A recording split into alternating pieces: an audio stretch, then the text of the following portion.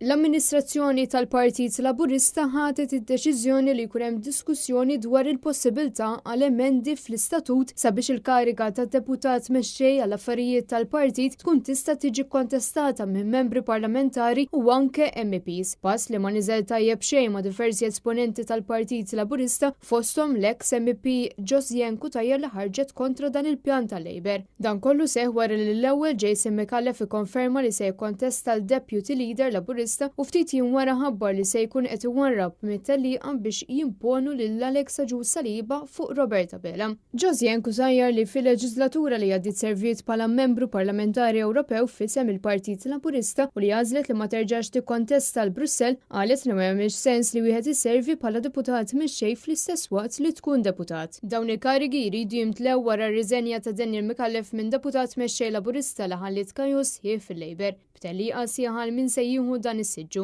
Għalkemm għaddejjin manuvri b'saħħithom biex Alexa Saliba jikkontesta waħdu ma jkollu ebda sfidant. Intant meta kienet qed twieġeb domandi tat-Times of Malta, Josianne Cutajar qalet li anki tikkunsidra din il-kariga. Imbagħad hemm ukoll il-kariga l-oħra tad-deputat mexxej għall-affarijiet tal-Parlament. Hawn qed jissemma jinborġ li kapaċi jimbotta l qudiem l-influenza ta' Joseph Muscat fl-istrutturi kollha tal-Partit Laburista.